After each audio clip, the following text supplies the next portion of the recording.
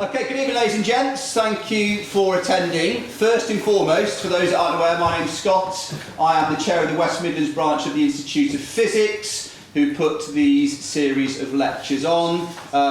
It's good to see so many of you here. For those that have been for many years, this is probably as good a turnout as we've had, I would suggest, for quite some time. If anybody wants to tell me why numbers tonight are so good in comparison to some of the other talks, I would genuinely be interested. I think it might have something to do with the talk title or the content maybe, but if people have got views, please share them with me on the way out, because I would much prefer the lecture theatres to be full throughout the course of the programme. So this is the first in a series of talks, one per month during the academic semester. So we've got them all the way through till April this year. I did pause it a moment ago on the ones that are coming up. The next talk is on the 20th of November, which will be covering small modular reactors. So one of our colleagues from down the road at Rolls-Royce. So tonight's speaker is Hannah Vincent. For those eagle-eyed amongst you, yes, from the University of Staffordshire. So that's showing we're playing nicely. I know that some of us here at Keele, right? We do play nicely. And the purpose of tonight's talk, hopefully, as you can see here, is to showcase that physics really is everywhere, including in subject areas such as forensic science, and particularly for those folk that are either considering a career in physics or forensic science or are based here studying at the moment. Hopefully you will see, certainly if they're forensic scientists, if there's a module on the physics, you might find that particularly interesting. So with no further ado, a warm North Staffordshire welcome to our speaker tonight, Hannah Vincent.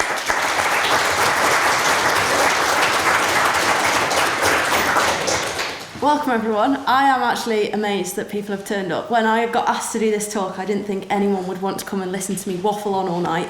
So thank you for coming. I'm not just talking to no one. So I am Hannah. I am not a physicist. I'm not really a scientist anymore. I did my undergraduate in forensic science and I also have done a master's. Since then, I haven't really gone into the field of forensics. I work in student recruitment at University of Staffordshire, so I go around to lots of different schools and colleges telling students about their options, what they can do. When I was at school, I really struggled. I didn't know where I wanted to go, I didn't know what I wanted to do, but I just knew I liked science and I didn't really know what my options were. So to be able to go out and showcase that to other students is amazing. I did actually really enjoy my degree, and that isn't the reason why I haven't gone into forensics. There's lots of different reasons as to why. But my degree, I absolutely loved it. And there were so many elements to forensics that I didn't really know about until I was doing it, and also the opportunities that I was given. So during my undergraduate, I did my research project on electrostatic charge. And this is basically what the talk's going to be focused about today. So apologies if I'm a little bit rusty on this research, because I have had to go back 6 years to look through my research. It has only been seen by my academics, so you guys are basically my first audience where you're going to see this research, so well done. And when I was doing my master's, I was very lucky and privileged to be able to do a research project alongside Staffs Police and also the Home Office. So this research project looked at using digital evidence and how this could help in the cases of court, helping convict people, and we were seeing how much more likely cases were to go to court and get people convicted by using digital evidence compared to when digital evidence wasn't used. And in this day and age, every single person, well, 99% of people have some form of digital device, whether it's a mobile, laptop, computer. So evidence is everywhere now. You can't really get away from it. So it's really important that we start using it in cases. So I worked on that project with the Home Office and Staffs Police. It has been published, so if any of you are a bit nerdy like me, you're more than welcome to have a Google. It's on the Home Office website. And then alongside that, I did lots of other projects as well. So we worked in mock crime scenes, so you can see, use my mouse. That little photo there is me and another colleague of mine. We worked on some sort of outdoor crime scene. We got suited and booted, we have to, when we're in crime scenes. And it was just great fun. So yeah, I loved my time being a university student doing forensics. It's taught me so many different skills as well. When I was at school, I was really shy, didn't speak to anyone, and I also really struggled in a way that I didn't think I was capable of going to university. So when I actually got there and realised, oh, actually, I can do this, it grew me as a person as well. So just to get my little recruitment side, these are all our subjects that we have on offer. Sorry, Keele. So if anyone is interested, and we have 3 campuses as well. So I am mainly based in Stoke-on-Trent, but we also have Stafford and London as well. So if you are looking for me, I'm in the Stoke campus. So what the talk's going to be covering today is talking about what forensic science is, and apologies if something goes over your head, because I was just saying earlier, I think people know my knowledge because I've been living and breathing forensics for however many years. So if there is something that you're like, Hannah, what on earth are you talking about? Please pop your hand up and I will explain and go into a little bit more detail what I'm talking about. I also want to talk about how physics is used in the crime scene. A lot of people, even myself, didn't realise that we use forensics on a day-to-day in the crime scene. It's just embedded into us and we're like, that's that, and we don't actually realise what part of science it is. And when I was asked to do this talk, I was like, I can do it, but I don't really talk about physics much. But then when I went back into my research and had a look, I was like, a lot of this is actually physics related, which is weird because at school physics wasn't my favourite subject. So it's lovely to see that there is actually different elements to forensics that you might not realise. Then we're going to be talking about trace evidence, so that might be completely new to you, but don't worry, I will explain it. And then we're going to be looking at my research. So, what is forensic science? Forensic science is basically the application of science in the court of law. So anything that is to do with science and is related to law is classed as forensic science. And it's amazing how vast and varied this topic can be. You can be looking at wildlife crime, you can be looking at food and dietary related substances. So I think there was a case in Australia, I think it was, where someone poisoned someone over some soup, I think. I didn't read the case, but it was something like that. And again, that is using chemicals in plants and things, and people don't realise that food and stuff can be part of crime. So the main ones really that people think about when they think of forensics is the biology. So you've got like the DNA, the blood, all the exciting bits, bodies of evidence. They also think of chemistry, so like the drug and chemical analysis and what's that white powder over there and what's happened over here in the chemical labs. But you also do have the physics side of it as well, and a lot of that is due to the force, and we will go into that in a little bit more detail. So, physics in the crime scene, car crashes for example, when you have like road traffic collisions, you need an expert in that area to determine the force, how fast the driver was going, so like the speed and the impact, and all of that we can calculate and work out. So you might have someone that's had an accident and they're speeding and they actually want to cover it up, so they go to the police officer. Oh, actually, I was only doing 40 miles an hour, like, I'm really sorry, it was just an accident. But then when we go and have a look and reconstruct the crime scene, we can use the skid marks, we can use the level of compression with the cars. There are loads of different techniques that we can use to determine the speed. And say if someone was hit or an object was hit, we can look at the trajectory and the position that they are in, and that will also help determine lots of different factors. So in other words, you can't really get away with crime, is what I'm trying to get across here. But it's not just that, there are also other areas as well that use physics, so such as ballistics, so firearms and things, looking at trajectory again, blood pattern analysis, and also trace evidence recovery. So I thought I'd cover a little area of BPA. It's not my speciality, so apologies if you have a question and I can't properly answer it. But I just thought I would mention it just so people are aware of, for example, how it's used. So when, say, a crime has happened, It might be a murder, someone might have been injured, anything like that. We can use how the blood is spattered to help come up with a reconstruction of the crime scene. So we can find out, well, we want to find out where the blood has come from, so which individual. That is mainly more the chemical side and the biology side, looking at the DNA. But we also want to know the direction that someone was hit. So were they standing this way? Were they standing that way? Where was the person that was hitting them? Where were they standing? So we can reconstruct all of that. And we want to know, do the patterns support the statement? So I think this is the key aspect of why this is important, because if someone was saying, oh, I only hit them once, if that was the case, we would expect one blood spatter, so the impact of it being hit and then up again. If they say that that's happened, but on the wall we have 5 different marks where they've been hit, we can clearly say that, well, this isn't matching up with your statement. So there are lots of parts to it, which is why it's important that we analyse it the way we do.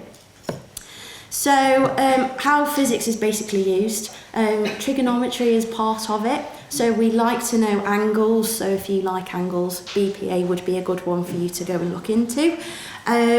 If, say, a blood drop is circular, so it's round, it's been hit at a 90-degree angle, so your surface is flat, and then it's dropped directly above. The more angulated the blood spatter, the more of an angle it has been at, so we can see, again, the position and how it is. We can also look at the force as well. So for high impact spatters, the blood spatter is quite small and speckly. So I don't know if you've ever watched NCIS or Crime Scene I don't watch it, it annoys me. The blood spatter is very, very fine.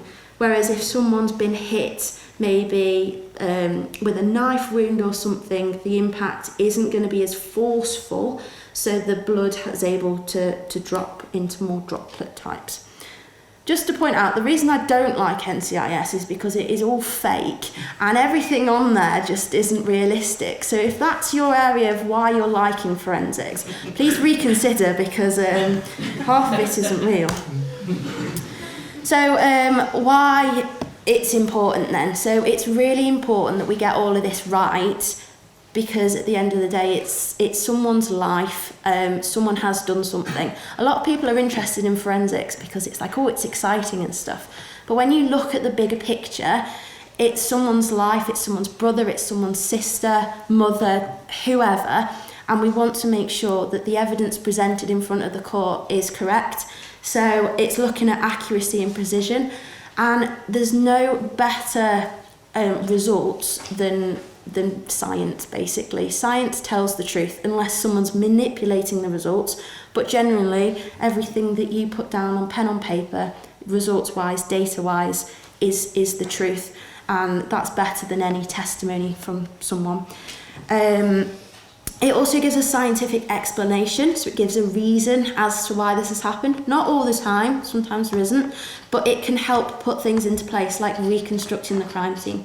We can see what has happened, where they were, why this has happened, and they're like the main things that investigators look for. So they look for who's done it, who's the victim, who's the witness, who is the person that we're trying to find that has committed the crime, where it's happened, so are there multiple crime scenes, what has happened, so what is the situation. Sometimes we could be looking at a crime scene where on the outskirts it just looks like a burglary, but when you look into it a little bit deeper, it could be a drug deal gone wrong, or it's gang related, or something a little bit more serious that it wasn't looked like on the surface.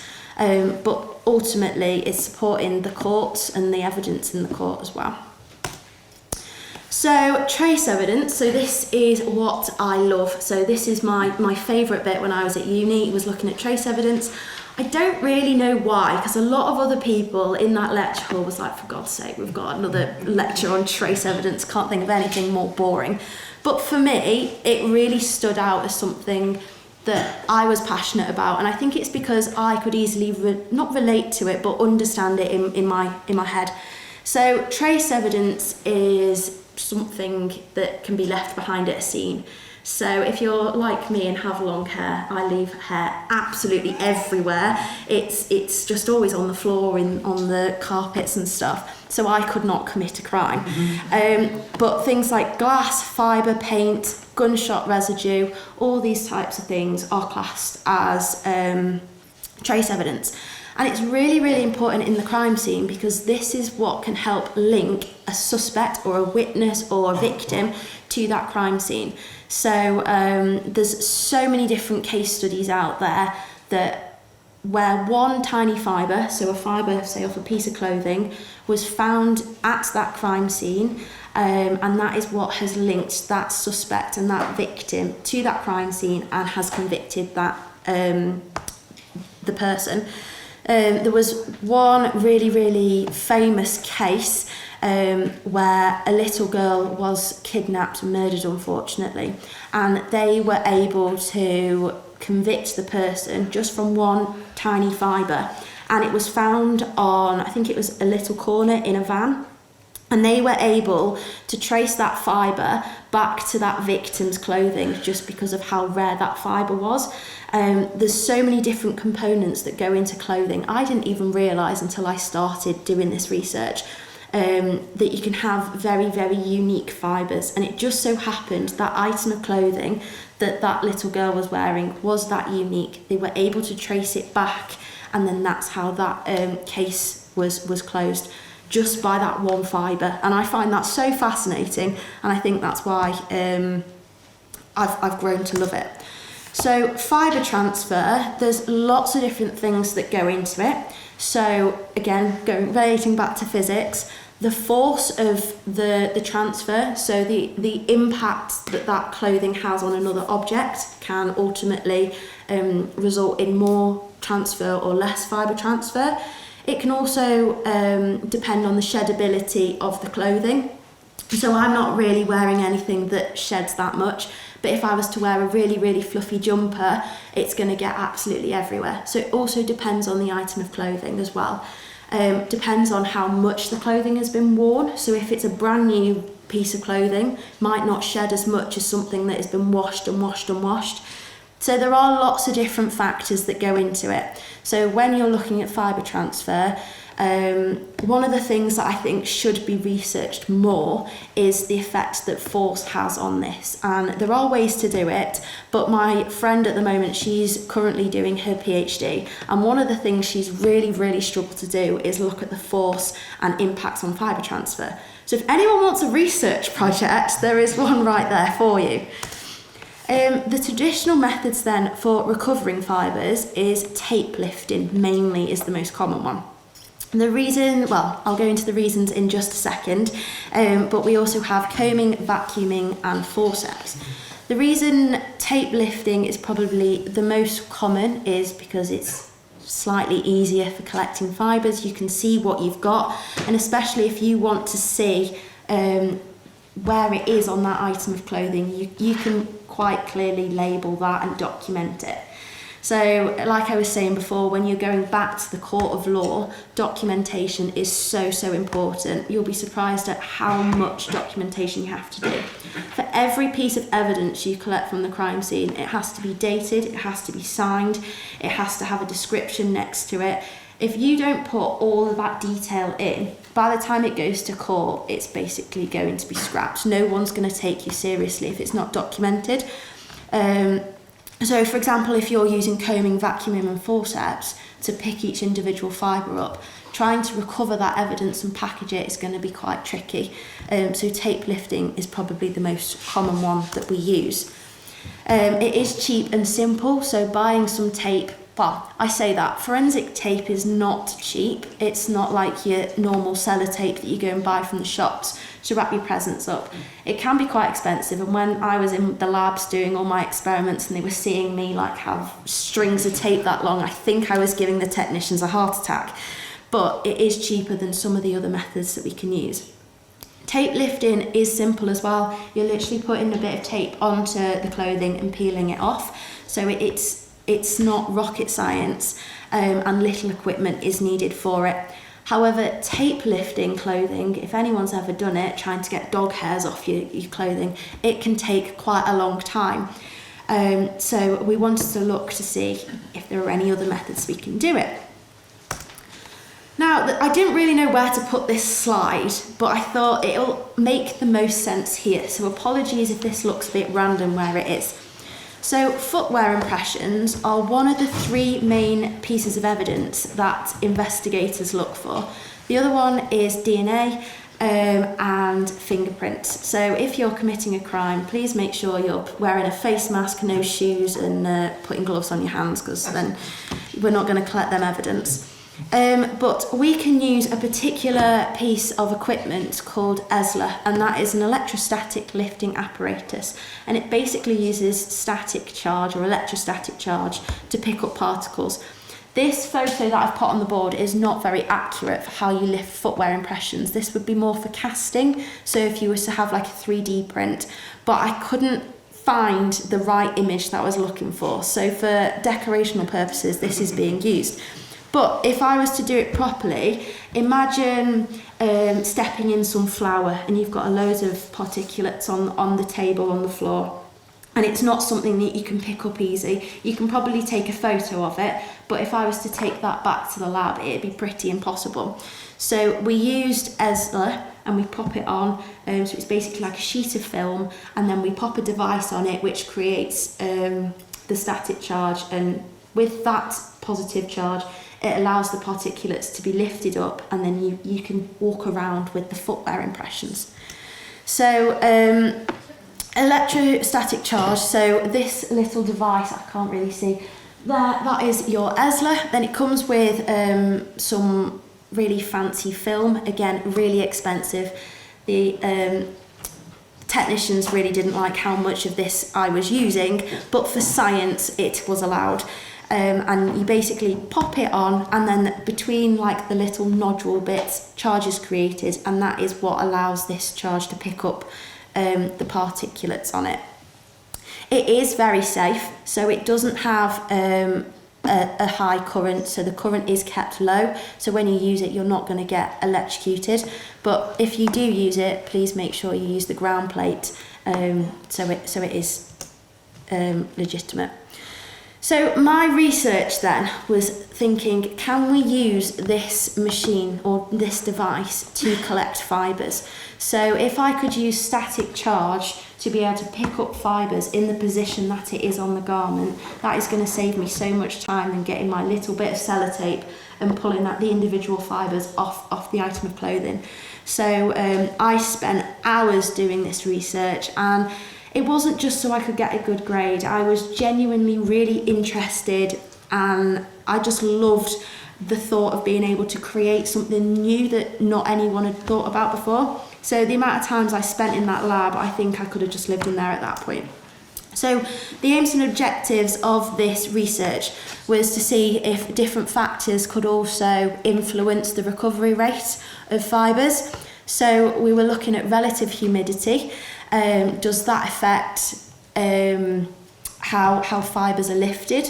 We also looked at the different surface types, the effect of different fibre types. So there's loads of different fibres out there. So if you go home and you're unsure, have a look in your wardrobe and you'll be able to see what material clothing's made out of. Might be synthetic, might be cotton, polyester. All these fibres react differently as well. And also the effect of voltage, how did that affect the fibre recovery? So at the beginning it was a bit challenging. During my preliminary testing, I think I pulled out so much hair, I was like, this isn't going to work, how are we going to come across it? If anyone wants to do any research with relative humidity, don't. It is so hard, especially if you're trying to get the right percentage of relative humidity. If you want the right humid environment, it is so tricky to come up with. It must have taken me a good chunk of my research to try and decide how to get this environment right. In the end, I ended up putting like a digital thermometer in. Apologies, can't remember what the name of this equipment is called. And I put it in the lab for a solid 3 months, and I monitored the percentage of the relative humidity in that room. And from that, I was able to make 4 segments. So we had low, medium to high, and high humidity. And that is what I based my experiment on. It was really hard to say, right, Tuesday we want to measure high humidity, or Wednesday we want to measure low. I had to make sure that, I just let nature take its call, and when that was right in the room, when the relative humidity was right in the room, that was when we did it. So even if it was 7 o'clock on a Friday evening, I didn't have a choice. This is when we're going to do it. So it was really, really hard. Also trying to identify which fibres I'm going to use, because obviously there are so many different fibres out there. It was a bit of a minefield picking which one is going to be the right one to use for this experiment. And then the experimental design. Because I wanted to test literally everything in the world, trying to come up with a design that would allow me to test so many different variables, again, was really challenging. To the point where I had a professor going, Hannah, this is not an undergraduate research project. This is slightly higher. I think we're aiming too high. But I wanted to prove him wrong, and I was like, no, I need these answers.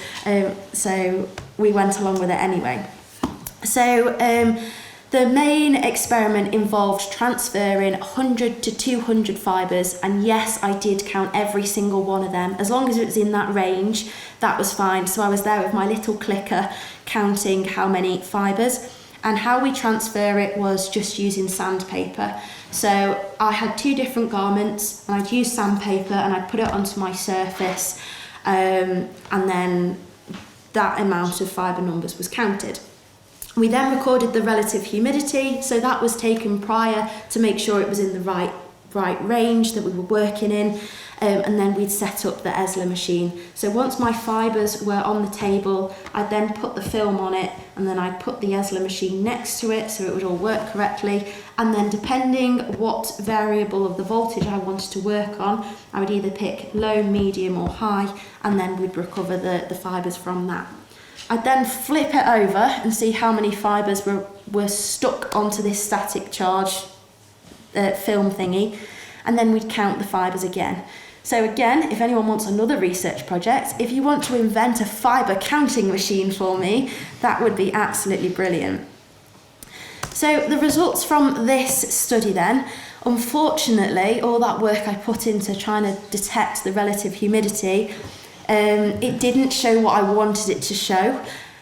Arguably, you could say it has shown something that it doesn't work and it's a complete waste of time, but trying to determine the relative humidity was pointless for this experiment. It's not to say that it might be different somewhere else.